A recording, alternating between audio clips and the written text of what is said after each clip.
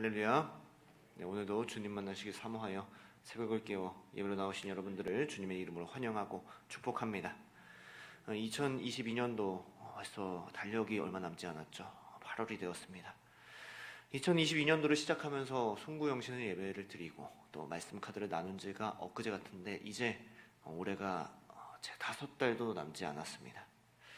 올해 계획하셨고 목표했던 일들, 또 신앙적 목표들을 다 이루셨습니까? 오늘 말씀을 통하여 한 해의 신앙적 목표들을 점검하고 또 이룰 수 있는 여러분들이 되기를 주님의 이름으로 소망합니다. 오늘 말씀은 특별히 어제에 이어서 여호와의 절기에 대하여 말씀합니다. 먼저 77절인데요. 77절이란 어떤 것인가? 말 그대로 이 7일 안식일을 7번 지난 후의 절기인 거죠. 15절 말씀을 보시면요, 초실절 첫 곡식을 드린 후 안식일을 7번 지난 후 그러면 며칠입니까? 49일이죠.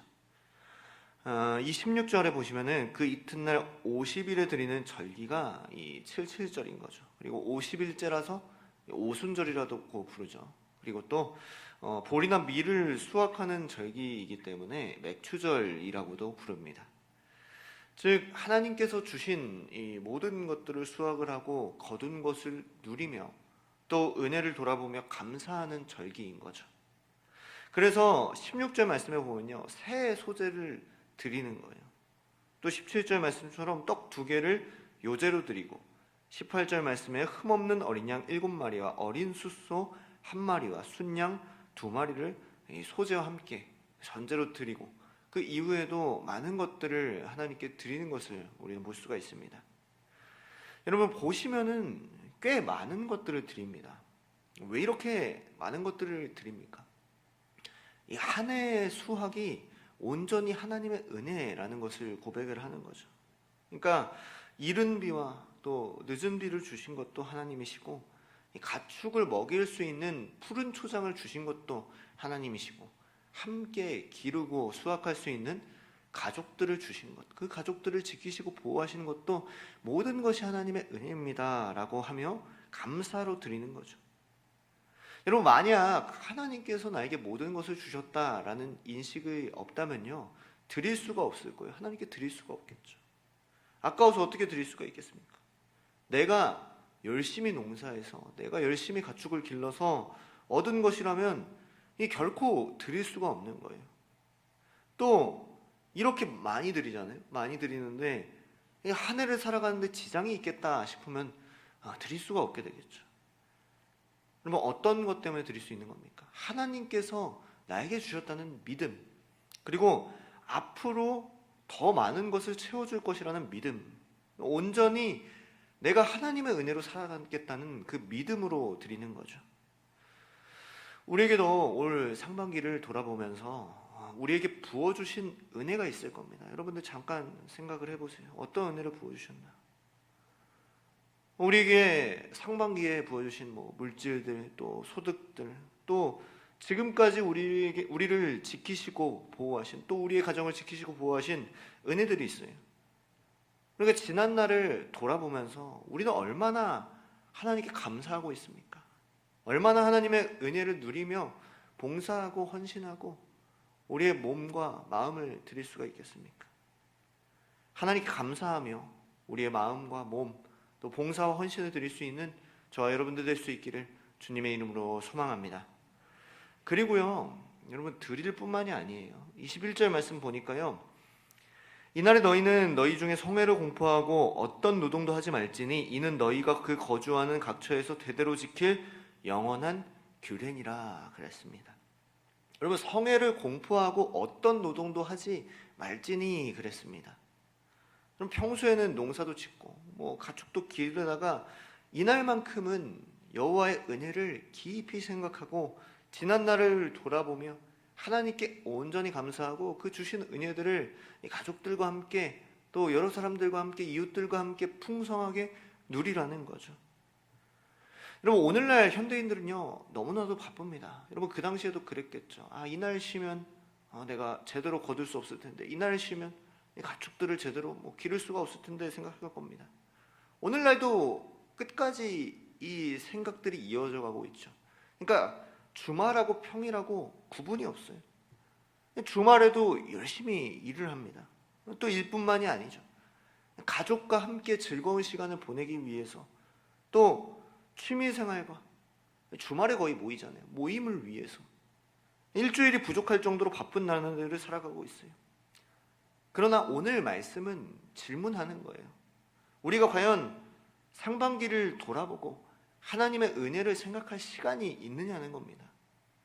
일주일을 세상에서 정신없이 살아가면서 이 하루를 딱 정해서 하나님의 은혜를 생각하며 그 은혜를 가족들과 풍성히, 또 이웃들과 풍성히 누릴 수 있는 그런 시간이 있느냐는 겁니다. 문자적으로 노동을 하거나 하지 않느냐, 이것이 중요한 게 아니라 하나님을 온전히 생각하며 하나님의 은혜를 깊이 생각하며 그 은혜에 감사하며 온전히 즐기고 누릴 시간이 있냐는 거죠. 그 가운데 더 풍성함이 있는데 그 시간이 있느냐는 겁니다. 이 하나님의 은혜에 집중하기 위해서, 이 하나님을 깊이 생각하기 위하여 노동도 하지 말라는 것 아니겠습니까? 여러분, 이것이 각처에서 대대로 지킬 영원한 규례니라 말씀하세요. 뭐 한 번, 두 번 아닙니다. 영원한 규례니라 말씀합니다. 사랑하는 여러분, 오늘 우리는 이러한 시간을 확보하고 있습니까? 하나님의 은혜를 깊이 생각할 수 있는 여유를 가지시기를 주님의 이름으로 소망합니다. 뿐만 아니라 하나님께서는요, 은혜를 나눌 수 있도록 권면을 하세요. 22절 말씀입니다. 너희 땅에 곡물을 벨 때에 밭 모퉁이까지 다 베지 말며 떨어진 것을 줍지 말고 그것을 가난한 자와 거류민을 위하여 남겨두라 그랬습니다. 여러분, 이건 역시 하나님께서 주신 것이 아니라 내 것이라고 생각한다면 이것이 불가능한 것 아니겠습니까? 내가 얻은 거면 왜 굳이 남에게 주겠습니까? 여러분, 반 모퉁이라면 뭐 소득의 10분의 1, 2, 한 그 정도 되겠죠. 여러분, 월급의 10분의 1, 2, 내 연금의 10분의 1, 2 드린다는 것이 참 쉽지가 않죠. 왜 쉽지가 않을까요? 내가 거둔 것이라고 생각하기 때문에, 다 내 것이라고 생각하기 때문이에요. 하나님께서 주신 것이 아니라 지난날을 돌아보면 내가 이 소득을 얻느라고 고생한 것이 너무 아까운 거예요. 내가 땀 흘려서 거둔 거고 내가 열심히 해서 거둔 것이기 때문에 그러니까 아까운 거죠. 그래서 하나님이 말씀하시지 않습니까? 이 말씀에 뭐라고 말씀하십니까? 나는 너희의 하나님 여호와니라 라고 말씀합니다. 왜 굳이 이 말씀을 하셨을까요? 여기에는 많은 뜻이 함축되어져 있어요. 너희에게 양식을 주고 물질을 거둘 수 있게 하는 여호와니라. 너희에게 주기도 하고 또 거두기도 하는 여호와니라. 세상 만물 모든 것이 나의 것이고 모든 것을 주관하는 여호와니라. 그런데 너희를 입히고 먹이고 채우지 아니하겠냐? 가난한 자를 도우라. 나는 여호와니라 말씀하시는 거죠. 붙들지 말고 붙잡지 말고 집착하지 말고 다 내 것이라 여기며 싸그리 거두어 드리지 말고 하나님께서 주신 은혜를 나누라고 말씀하세요. 나눌 수 있는 모두가 되시기를 주님의 이름으로 소망합니다. 여러분, 구약에서 이 칠칠절과 오순절은요, 말 그대로 정말 곡식에 관한 이 추수의 절기죠. 실제로 이 농사에 대한 소득과 밀과 보리, 그 농산물들을 추수하고 돌아보며 감사하고 누리는 절기입니다. 그런데 신약에서 오순절은 어떤 절기일까요?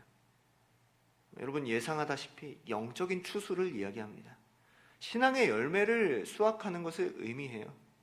사도행전 2장 1절에서 4절까지 말씀을 제가 한번 읽어드릴게요. 오순절날이 이미 이르네 그들이 다 같이 한 곳에 모였더니 홀연히 하늘로부터 급하고 강한 바람 같은 소리가 있어 그들이 앉은 온 집에 가득하며 마치 불의 혀처럼 갈라지는 것들이 그들에게 보여 각 사람 위에 하나씩 임하여 있더니 그들이 다 성령 충만함을 받고 성령이 말하게 하심을 따라 다른 언어들로 말하기를 시작하니라. 여러분, 이 오순절 때야 성령이 뜨겁게 임하고요, 그 당시에 방언이 주어지고 또 은사가 주어지고 120명이 회개가 되어지고 그 후에 수백의 수천의 사람들이 추수되어집니다. 더 이상 이 물질적인 추수뿐만이 아니라 영적인 추수까지 나아가는 거죠. 신앙의 열매를 거두고 그 은혜에 감사하며 누리라고 이야기하고 있어요. 여러분, 그 현장을 한번 생각해 보세요.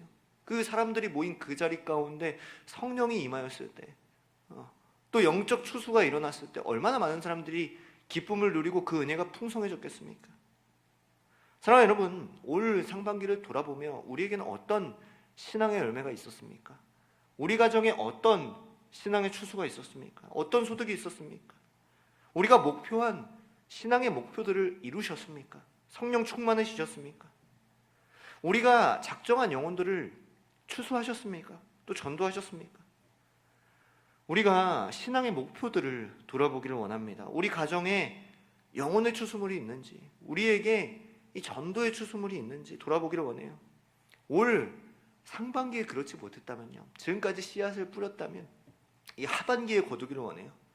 그래서 우리가 그 거둘 수 있는 영적인 추수를 할 수 있는 새 생명 축제가 있는 것 아니겠습니까? 우리가 더 이상 물질적인 추수뿐만 아니라 신앙의 추수, 영적 열매를 거두기를 원합니다. 그리하여 그것에 감사하며 풍성히 은혜를 누리는 영적 잔치가 있기를 원해요.